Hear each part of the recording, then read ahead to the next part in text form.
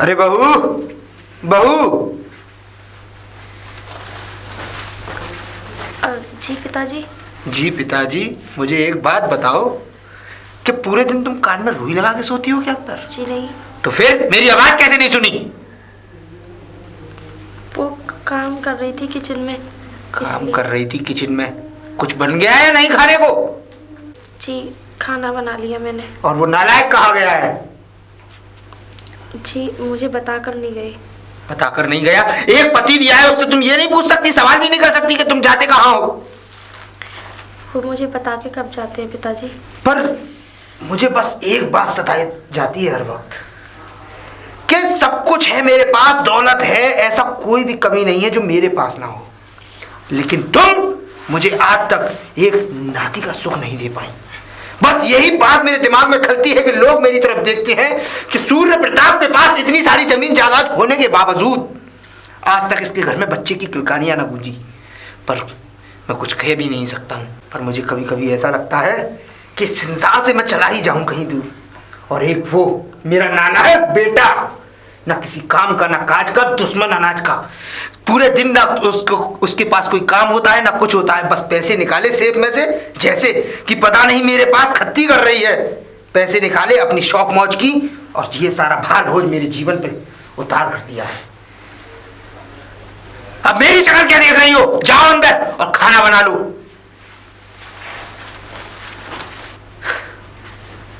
ये लगता है मेरी एक बेटा दिया, वो भी इतना बेकार दिया कि 5 साल उसकी शादी को हो चुके हैं लेकिन कोई सुख नहीं है। अब मुझे लगता है कि उससे तो कुछ हो नहीं पाएगा, मुझे ही कुछ ऐसी युक्ति बनानी पड़ेगी जिससे कि इस घर में एक संतान की किलकारियां गूंजे। ममता, अरे कहाँ ममता? कहीं मरी नहीं थी, यहीं हूँ। और जिस दिन मर जाऊं उस दिन ऐसे अफसोस से आवाज लगाना, ठीक है? तुम इतने चिल्ला क्यों रही हो? चिल्लाऊं नहीं तो और क्या, तुम्हारी आरती उतारूं? नहीं आरती नहीं उतारो तो, लेकिन इतना गुस्से में क्यों रहती हो? तुम मेरी बात समझ में नहीं आती, जब देखो जब ताला मेरे ऊपर चढ़ के रहती हो।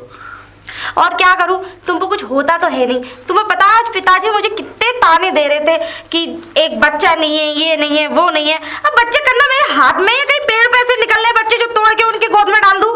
पिताजी ने ऐसा कहा था ना, और कैसा कहा था मुझसे? और सुनो, तुम घबराओ मत। जब से मेरी माता जी का देहांत हुआ है ना, पिताजी पता नहीं क्यों बहकी बहकी से बातें करने लगे। तुम उनकी बात का बुरा मत मानना, कभी भी बोल दिया होगा उन्होंने। हाँ, मैं क्यों किसी की बात का बुरा मानूं? कोई या तुम आते हो तुम सुना जाते हो, वो आते हैं वो सुना जाते हैं। मैं तो सिर्फ इस घर में सुनने के लिए ही आई हूँ बस। मेरे पिताजी मेरे बाप के लौती औलाद थी और उनका मैं एक लौता वारिस हूँ। सुन, समझ में आई? लेकिन हमारा इकलौता वारिस कब आएगा? हमारा भी तो आना चाहिए ना। हाँ, जब हम आ गए तो वो भी आएगा, एक दिन आएगा, जरूर आएगा। पता नहीं कब आएगा। हाँ, इस जन्म में तो आने से रहा। बेटा सूरज, सूरज। जी पिताजी। जाइए, जरा हमारे पास आओ, हमें कुछ तुमसे जरूरी बातें करनी है। जाओ, बुला रहे, सुनिए आओ मैं जाके। आता हूँ। जी पिताजी, आपने बुलाया? बुलाया है। कब तक इन कमरों में तुम ऐसे ही बैठे रहोगे? पूरे दिन तुम्हें घर में हो जाता है, पूरे दिन तुम बहू के पास रहते हो, लेकिन हमें कोई नतीजा क्यों नहीं मिल रहा है? नहीं पिताजी, ऐसी कोई बात नहीं है। आपसे कुछ कहा उसने क्या? मैं समझ नहीं पा रहा आपकी बात। बच्चे नहीं हो तुम जो हर बात तुम्हें समझानी पड़ेगी? 5 साल तुम्हारी शादी को हो चुके हैं लेकिन इस घर में बच्चे की कोई किलकारी नहीं गूंजी। ऐसा क्यों हो रहा है सूरज? कहीं ऐसा तो नहीं कि तुम हमारी जो हमने तुम्हें खुशियां दी, जो हमने तुम्हें आजादी दी, तुम उसका कहीं गलत फायदा तो नहीं उठा रहे? नहीं पिताजी, ऐसा कुछ भी नहीं है। आप गलत सोच रहे मेरे बारे में। मुझे तो ऐसा लगता है कहीं तुम्हारी किसी औरत से बाहर कोई चक्कर है, क्योंकि 5 साल तुम्हारी शादी को हो चुके हैं और तुम्हें शर्म आनी चाहिए कि इस घर में कोई बच्चा नहीं है।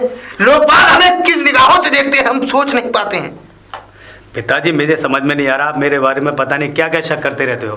और ये पूरे दिन तुम बंदूक तो ऐसे ताने घूमते हो जैसे कितने बड़े शिकारी हो, और घर पे तुम पे कुछ भी नहीं होता। लेकिन पिताजी मैं क्या करूं, मेरे अंदर थोड़ी कमी है। बेटा तुम मेरी बातों को समझ नहीं रहे हो, क्योंकि तुम्हें नहीं पता कि ये संसार, ये गांव का समाज, ये लोग हमें जीने नहीं देंगे। क्योंकि इस सारी दौलत का जितना भी सब करते धरते हो, मैं हूं अभी तक। उसके बाद मेरे पास ये सारी दौलत तुम्हारे पास आनी है, और उसके बाद अगर तुम्हारे यहाँ कोई वंश में कोई औलाद पैदा नहीं हुई तो इस दौलत का सब बेकार हो जाएगा। ये दौलत हमारे किसी काम की नहीं रहेगी। हमें अपने वंश को चलाने के लिए एक औलाद चाहिए। जी पिताजी। मेरी बातों का बुरा मत मानना, मुझे लालच नहीं है कोई तुमसे, तुम मेरी औलाद हो, तुमसे मेरा कोई लालच नहीं है। बस मैं तो ये चाहता हूँ कि इस घर में बच्चे की किलकारियाँ गूंजे। और हाँ, अगर तुम्हें लगता है कि बहू में कोई कमी है तो तुम कहो तो मैं तुम्हारी दूसरी शादी भी करा सकता हूँ। पिताजी कैसी बात कर रहे हो आप उसको ब्याह के लाए और वो भी मुझे बहुत दिलो जान से चाहती है, मैं भी उसे, तो ऐसे कैसे हो सकता है कि दूसरी इस घर के अंदर कोई औरत आए? बेटा मेरी भी ये इच्छा कोई मन से नहीं है कि मैं दूसरी शादी करूं अपने बच्चे की, लेकिन मुझे बच्चे की लालसा ने इतना मंत्र मुग्ध बना दिया है कि मुझे बच्चे के अलावा कोई नजर नहीं आता है। बस मैं तो ये चाहता हूँ कि इस घर में एक बच्चा आ जाए जिसको मैं खिला सकूँ, जिसको मैं अपने हाथों से पाल सकूँ, बड़ा होते देख सकूँ, उसको अपने कांधे पर बैठा कर सारी जगह घुमा सकूँ। बस बेटा मुझे इतना ही कहना था, बाकी तुम समझदार हो। ठीक है? ठीक है पिताजी। अभी तुम अपने जहाँ जा रहे थे वहाँ जाओ, लेकिन मेरी बातों को भूलना मत, क्योंकि इस बाप को बस तुमसे यही आस है कि इस घर में एक नन्हा मुन्ना सा चिराग आ जाए। ठीक है पिताजी, मैं चलता हूँ। कहाँ से आएगा चिराग? कभी कभी तो ऐसा लगता है कि मेरे बेटे के अंदर ही कमी है। पर कोई बात नहीं सूरज प्रताप, तुझे ये दुख झेलना पड़ेगा। हो सकता है कि भगवान हमारी देर से सुनेगा, पर सुनेगा जरूर, क्योंकि तूने कभी किसी के साथ बुरा नहीं किया। ममता, ममता। अब पापा आप? हाँ बेटा। अरे तू कहाँ है? इतने दिन से इंतजार कर रहे हैं, काम में क्या आई ना है? हमने का सोचा ला हम ही चले काम। बता, और तू ठीक है? हाँ मम्मी मैं ठीक हूँ, आप कैसी हो? हाँ मैं बिल्कुल ठीक हूँ बेटा। कई दिनों से बहुत याद आ रही थी तेरी, पता नहीं क्यों दिल ऐसा कर रहा था बार बार तुझसे जाकर मिले। तेरे पापा अच्छा से भी किया। कहा, मैंने कहा ममता से मिलने जाना है। बस आज अब बेटा बुतरे दिन से इंतजार कर रहे तेरा। अब देख गजक बनी है, रेवड़ी बनी है, गुड़दानी बनी है। अरे मम्मी सारी बातें यहीं खड़े खड़े कर लोगे, अंदर भी चलो। आओ पापा। हाँ बेटा तो जरूर चलेंगे। आओ, चलो मैं तुम्हारे लिए चाय वगैरह बनाती हूँ। आइए पापा। और सुना बेटी, सब कुशल मंगल है? घर में सब बढ़िया चल रहा है? सब ठीक ठाक? हाँ पापा सब ठीक है, लेकिन और बता तू, बस मम्मी ठीक हूँ। आप कैसे चेहरा क्यों उदास सा कर रखा है तूने? नहीं नहीं ऐसी कोई बात नहीं है। बहुत आप याद आ रही थी बेटा। अभी आए थे थोड़ा बार घूमने के लिए, तो सोचा अपनी बिटिया से मिलते चले। तू तो हमसे मिलने आएगी नहीं। मम्मी कितने वो- दिन हो गए, ना तू आई ना दामाद जी को लेकर आई। बताओ, हमें तो चिंता होने लगी ना। मम्मी उन्हें टाइम ही नहीं मिल। ये बता, तुझे तेरी बहुत याद आ रही थी हमें, और तूने कभी जानने की कोशिश की कि तेरी मम्मी कहाँ है, पापा कहाँ है? न तू घूमने आई, न पिताजी दामाद को जी याद ही ना लेकर करती है? आई। पिताजी को याद करे जब, हैं? फिर जब ही तो तुझे आए। हमारी याद नहीं आती? हमने तेरा ऐसी बात नहीं तेरी शादी इसलिए नहीं की थी इतने बड़े घर में कि तू अपने माँ बाप को ही भूल जाए। है। मम्मी ऐसी कैसी बातें कर तू रही हैं? भूल ही गई है ना, तभी तो हमें यहाँ तक आना पड़ा। वरना एक बता, बेटी आ गई ससुराल में, माँ बाप अच्छे लगते हैं क्या? मम्मी ऐसी कोई बात नहीं है। आप तो ज़्यादा वो, मुझे आप लोगों की याद आती थी पापा, लेकिन इतने बड़े घर में कोई नहीं था। और ससुर जी को तो तुम जानते अरे ही बेटा हो। अगर तुझे याद आती तो ये तो बता दे, तू आती ना आती हैं? अपने घर से पापा, थोड़ी उन्हें- छोड़ दें अपने अच्छा, घर ये को। बता, टाइम ही नहीं मिला। दामाद जी कहाँ पर है ये बता। वो अंदर ही है। और तेरे ससुर साहब कहाँ हैं? तो शायद किसी पंचायत में गए हैं, किसी का फैसला करना था आज। हाँ तो वहाँ पे गए, इसलिए वैसे तो ठीक ठाक तो रह रही है ना? हाँ मम्मी मैं ठीक हूँ, और क्या दिक्कत होगी मुझे। अब पापा आप पिताजी के रूम में बैठिए जाके, मैं आपके लिए नाश्ता लेके आती हूँ। और मम्मी आप मेरे साथ मेरे रूम में चलिए। बिल्कुल बेटा, ठीक है नहीं? ये ठीक बैग है मुझे बेटा। दे दीजिए। आप जाइए उधर। ठीक है बेटा। आइए मम्मी मेरे चलो साथ। बेटा।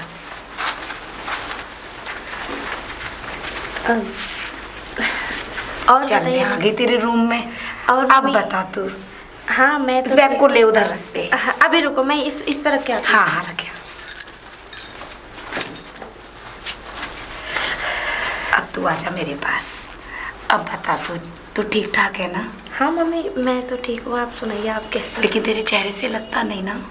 अह, और तू बता बेटा मुझे, तू इतने तेरे चेहरे पर इतनी उदासी है, कोई बात है क्या? और देख 5 साल हो गई तेरी शादी के लिए, कोई खुशखबरी ना कुछ।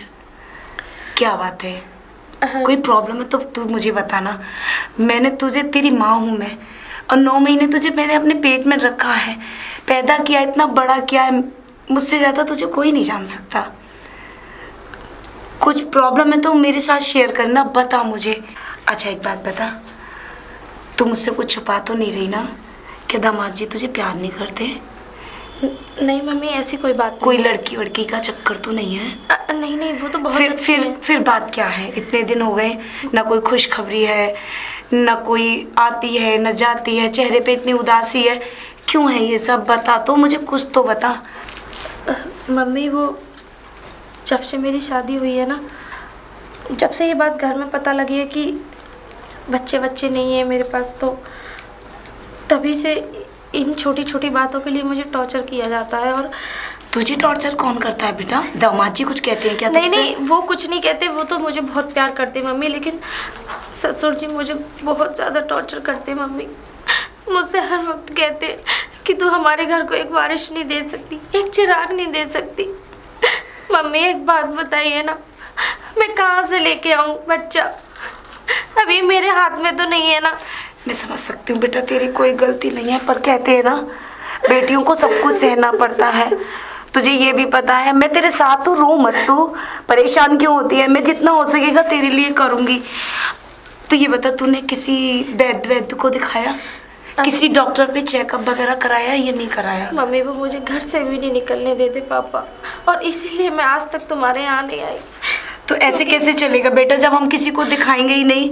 मैं तो ससुर साहब की भी कुछ नहीं कह सकती तेरे की, क्योंकि उन्हें भी अरमान होंगे एक बच्चे का बेटा, तो उनसे भी मम्मी, कुछ नहीं कह सकते एक हम। बात बताइए, अगर अरमान है तो किसी को इस तरीके से परेशान करके बच्चा आ जाएगा क्या? वो मैं सब समझा लूंगी, लेकिन मेरी एक बात तो तुझे माननी पड़ेगी बेटा। तू देख किसी वैद्य को दिखा, और तू एक चेकअप दामाद जी का भी करा, और एक अपना भी करा ले, ताकि कोई प्रॉब्लम से तो नजर आनी चाहिए ना, दिखनी चाहिए ना। और अगर तेरे ससुर साहब नहीं करा सकते तो मैं करा दूंगी तेरा इतना काम। क्यों परेशान होती है? तू बात तो कर उनसे, मैं तेरे सारी समस्याओं का समाधान ढूंढ दूंगी। मम्मी वो मेरी सुनते भी तो नहीं है ना। अगर मैं उनसे तभी ये बात बोलती हूँ तो गुस्सा हो जाते हैं वो मुझसे। नहीं, अगर तू नहीं समझा सकती तो मैं तो कह सकती हूँ ना, भाई दामाद नहीं है मेरे तो बेटे की तरह है ना। अच्छा मम्मी, ये सब छोड़िए, आइए देखिए मैं किचन में कुछ बनाऊंगी, आप मेरे साथ बस वहीं खड़ी हो जाना, बातें करना मेरे बिल्कुल साथ। बिल्कुल, चल। आइए। नमस्ते ठाकुर साहब। नमस्ते। अरे मास्टर जी, आज आप हमारे घर बैठिए, तशरीफ रखिए। ठीक है ठाकुर साहब। बस हाँ, बढ़िया है, कुशल मंगल है। और सब? आज यहाँ कैसे आना हो गया? अरे बहुत दिन से बेटी नहीं आई थी, तो सोचा बेटी की एक रिश्तेदारी में भी आए थे हम।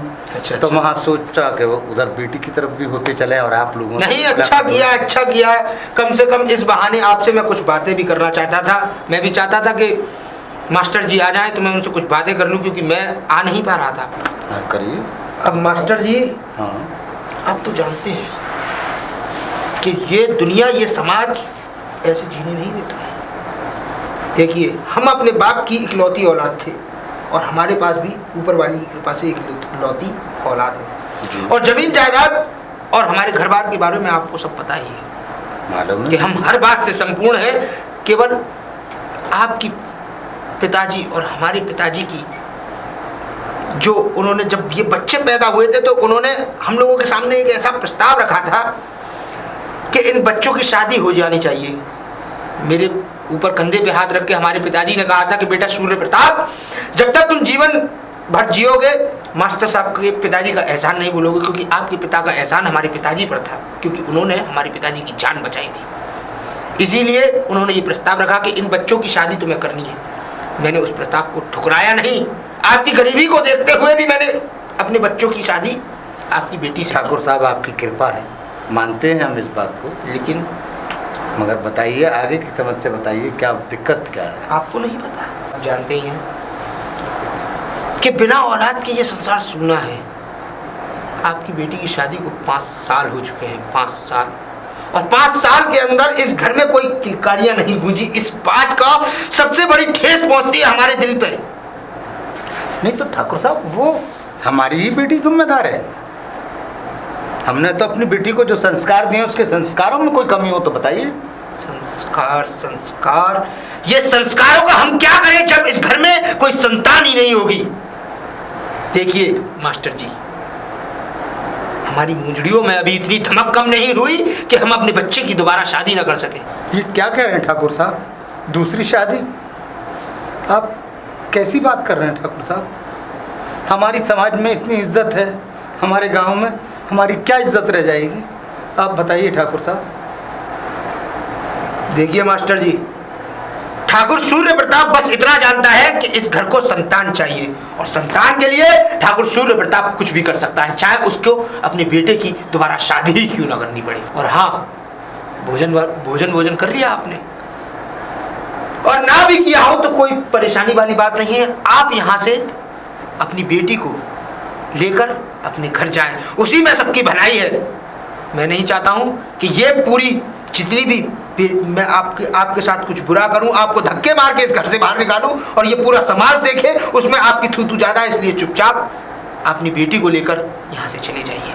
ठाकुर साहब, हम गरीबों पर दया करिए, हमने इस दिन के लिए शादी नहीं की थी। आप देखिए, मैं कुछ नहीं जानता हूँ कि ठाकुर घराने में हम अपनी बेटी देंगे और एक दिन हमें अपनी बेटी को ले जाना होगा। आप अपने बेटे को भी तो देखिए, बेटे को आप अपने बेटे को समझाइए। आपका कहने का क्या मतलब है कि ठाकुर सूर्य प्रताप का बेटा एक नामर्द है? नहीं ठाकुर साहब, ये कहने का मेरा मकसद बिल्कुल नहीं है। नहीं ठाकुर साहब, नहीं। मास्टर जी, आप अपनी हद में रहिए और अपनी बेटी को चुपचाप यहाँ से लेके चली जाइए, क्योंकि अगर मेरा दिमाग इधर उधर हो गया तो मैं इतना बुरा कर दूंगा कि पूरे समाज में आपकी बेइज्जती हो जाएगी, और मैं नहीं चाहता हूँ कि मेरे किसी मिलने वाले की बेइज्जती करूँ मैं।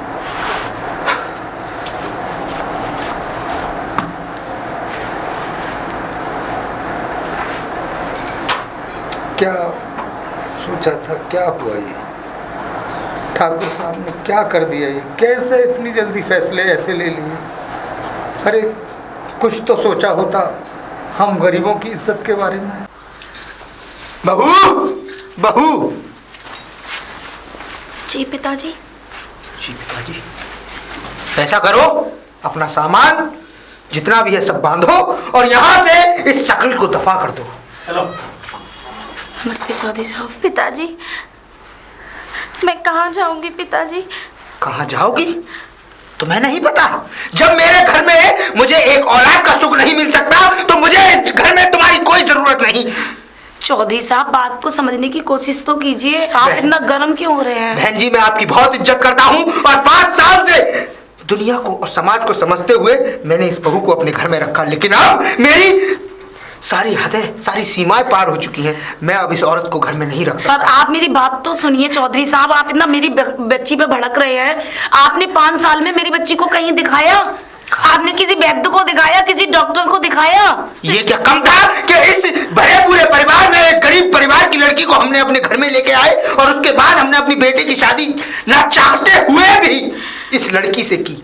लेकिन बहन जी, अब मैं इस लड़की को घर में नहीं रख सकता हूँ, क्योंकि मैं ठाकुर सूर्य प्रताप की मुंजड़ियों में अभी इतनी ताकत खत्म नहीं हुई कि वो अपने बेटे की शादी दोबारा ना कर सके। लेकिन चौधरी साहब, एक बात सुनिए, आप जब तक हमारी बच्ची को दिखाएंगे नहीं तो कैसे पता चलेगा?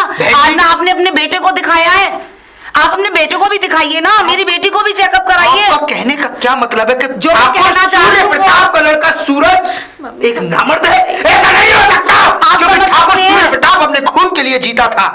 तो आप जी नहीं रहे हैं, आप गलत फहमी में जी रहे हैं अपनी बच्ची को लेकर। मैं आपसे हाथ जोड़कर विनती करता हूँ कि आप अपनी बेटी को लेकर यहाँ से चले जाएं, उसी में सबकी भलाई है। पापा, मैं आपके आगे हाथ जोड़ती हूँ। मम्मी मैं कैसे रहूंगी? मम्मी, ये क्या हो गया? पहले तो ये बता, तू कह रही थी दामाद जी घर में है, इतना हंगामा हो गया, दामाद जी तो आए नहीं है, निकल गए। मम्मी पता नहीं कहाँ चले गए वो। अभी तो थोड़ी देर तुम्हारे आने से पहले तो घर पे थे, पता नहीं कहाँ चले गए। लेकिन हम ऐसे भी तो नहीं जा सकते ना, दामाद जी से मिलकर जाना है ना हमें भी, उनसे भी तो कुछ बात करनी है। लक्ष्मी, अब हमें इस घर में एक पल भी नहीं रहना, अपनी बेटी को लो और चलो जाओ। एक मिनट, मेरी बात तो सुनो। बेटी का घर है ये, दामाद जी से भी नहीं मिले हैं हम, अभी दामाद जी का पता भी नहीं कहाँ है। लक्ष्मी, अब हमें यहाँ एक पल भी नहीं ठहरना, हमें गांव चलना है। हमारी बात तो सुनिए बहुत पहले। बेइज्जती बर्दाश्त कर ली है हमने इस घर में। एक बार दामाद जी से मिल लेते तो अच्छा मम्मी होता। मैं इस घर को छोड़ के कहाँ और बेटी को लेके चलो, चल बेटी गांव। हमने इज्जत नहीं बेची है अपनी, बेटी भी आई है यहाँ। मम्मी पापा मैं इस घर को छोड़ के कहाँ जाऊंगी, और वो भी तो नहीं है ना, अगर मैं उन्हें बगैर बताए अगर ऐसे चली गई। अगर तू इस घर को छोड़ कर नहीं जाएगी तो तू ये समझ ले कि तेरे मम्मी पापा मर गए। पापा और लक्ष्मी यहाँ नहीं ठहरना 2 मिनट भी। चलो गांव चलना है हमें। बहुत बेइज्जती बर्दाश्त कर रही है हमने इस घर के अंदर। मैं सामान तो समझे? मान सम्मान तो नहीं बल्कि सम्मान खत्म हो चुका है, समझे? पापा मैं चल रही हूँ आपके साथ। चल लक्ष्मी लेके अपनी। ममता, ममता। क्यों चिल्ला रहा है? पिताजी आप? हाँ मैं। ममता कहाँ है? ममता नहीं है। ममता को मैंने घर से बाहर निकाल दिया। क्यों पिताजी, ऐसा क्यों? ऐसा क्यों किया आपने? तू इतना बड़ा नहीं है कि मुझसे सवालात करेगा। मुझे ठीक लगा वो मैंने किया, क्योंकि जब वो लड़की हमारे घर को कोई संतान नहीं दे सकती तो वो इस लड़की इस घर में रहने लायक नहीं है। पिताजी लेकिन ये आपने ठीक नहीं किया। आप जानते हो कि मैं उससे कितना प्यार करता हूँ, उसके बाद भी आपने ये पता नहीं क्या। पिताजी आप भी। क्या पिताजी? मतलब उस 4 दिन की आई हुई लड़की का प्यार तुझे दिखाई देता है, और जो तेरे पिता ने तेरे साथ जीवन भर साथ गुजारा उस पिता का प्यार तुझे दिखाई नहीं देता? उस पिता की इज्जत तेरे लिए कुछ नहीं, उस पिता का सम्मान तेरे लिए कुछ नहीं? ऐसा नहीं हो सकता सूरज। मुझे तेरे से ये आस नहीं थी कि तू अपने पिता का प्यार भूल जाएगा उस औरत के लिए। अब अपने स्वार्थ के लिए ये भी भूल गए कि वो आपकी बहू है और इस घर की इज्जत है। इज्जत है? हाँ हूं मैं स्वार्थी, हाँ हूं मैं स्वार्थी, क्योंकि मेरे पास जितनी जमीन जायदाद है उसको चलाने के लिए मुझे एक पोते की आशा है, और जब तक वो पोता मुझे नहीं मिलेगा रहूंगा मैं स्वार्थी, रहूंगा स्वार्थी। और सुन ले, अपने कानों में ये बात बिठा लेना कि वो औरत इस घर में नहीं आएगी। और सुन, ये मेरा आखिरी फैसला है, तेरी दूसरी शादी होगी। पिताजी अगर आपका यही फैसला है कि आप मेरी दूसरी शादी कराएंगे तो फिर आप मेरा भी फैसला सुन लीजिए कि मैं जिंदगी में कोई शादी नहीं करूंगा। कबूतर के पर निकल आए कबूतर के पर निकल आए, लेकिन ऐसा नहीं हो सकता जब तक सूर्य प्रताप की शरीर में जान है। तभी तो इसीलिए कहा है कि कभी भी अपने छोटे परिवार में शादी नहीं करनी चाहिए, अपने खानदान की बराबरी में शादी करनी चाहिए, जिससे कि समाज में अपनी इज्जत हो सके। लेकिन ये सूरज इन बातों को नहीं समझेगा, मेरी लालसा को नहीं समझेगा, लेकिन इसको शादी तो मैं इसकी करा के रहूंगा, चाहे उसके लिए मुझे उस लड़की का कत्ल ही क्यों ना करना पड़े। पिताजी, पिताजी आपने 2 दिन से खाना नहीं खाया और आप जागे हुए हो। बस मैं चाहता हूँ आप खाना खा लें, क्योंकि आप मुझे बिना खाना खाए अच्छे नहीं लगते। ले जा उस खाने को दूर। सूर्य प्रताप को किसी की हमदर्दी की जरूरत नहीं, जब उसका बेटा उसकी कोई इज्जत नहीं रख सकता। पिताजी खाने से भी क्या दुश्मनी है? खाने से क्या दुश्मनी है तुम्हें नहीं पता मैं क्यों नाराज हूं? अगर तुम मेरी बात मान लेते, तुम शादी कर लेते, तो शायद सूर्य प्रताप घर में किलकारियां गूंजने लगती। लेकिन तुम अपनी जिद पे अड़े हो, तो सूर्य प्रताप भी अपनी जिद पे अड़ा हुआ है कि चाहे इस शरीर में से जान क्यों ना निकल जाए, लेकिन सूर्य प्रताप खाना नहीं खाएगा, नहीं खाएगा, नहीं खाएगा। पिताजी आपकी तबीयत खराब रहती है और मुझे आपकी बड़ी चिंता रहती है। आप खाना खा लीजिए पिताजी। मेरी चिंता करना तुम छोड़ दो, क्योंकि मुझे किसी की हमदर्दी की कतई जरूरत नहीं। और आई खाने वाली बात, मुझे ये खाना नहीं खाना, मुझे ये खाना नहीं खाना। पिताजी आपने पता नहीं ये क्या जिद पकड़ रखी है। पिताजी आप, ममता भी आपको कितना सम्मान देती है, कितना समझती है, आप फिर भी ममता के बारे में पता नहीं क्या गलत सलत सोचते रहते हैं। मैं किसी के बारे में कुछ गलत नहीं समझता, और तुम मुझे सिखाओगे कि मुझे किसके बारे में क्या सोचना है और क्या रखना है। मुझे पता है तुम उस औरत के एक गुलाम बन चुके हो, जिसके आगे ना तो तुम्हें अपना बाप दिखता है और ना ये समाज। समझ गए मेरी बातों को? जी पिताजी।